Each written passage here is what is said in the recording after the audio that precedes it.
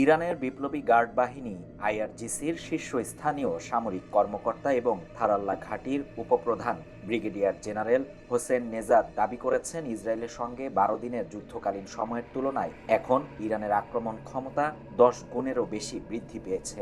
বৃহস্পতিবার স্থানীয় গণমাধ্যমকে দেয়া এক সাক্ষাৎকারে তিনি বলেন, ট্রু প্রমিস টু অভিযানের পর আইআরজিসির এরোস্পেস কমান্ড এবং সংশ্লিষ্ট ইউনিটগুলো পূর্ণ প্রস্তুতি এবং দুর্বলতা দূরীকরণের উপর মনোযোগ দিয়েছে।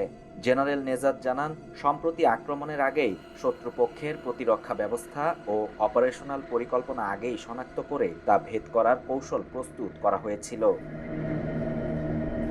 জেনারেল নেজাতের মতে, এই প্রস্তুতির ফলে ইরানি বাহিনীর সক্ষমতা পূর্বের তুলনায় বহুগুণ বৃদ্ধি পেয়েছে এবং তা শত্রু রাষ্ট্র ইসরায়েলের সংবেদনশীল কেন্দ্রগুলোর উপর কার্যকর হামলা পরিচালনায় সহায়তা করবে। বাংলাদেশের একমাত্র স্মার্ট সিটি বসুন্ধরা এখন আরো নিরাপদ, আধুনিকতায় আরো এক ধাপ এগিয়ে।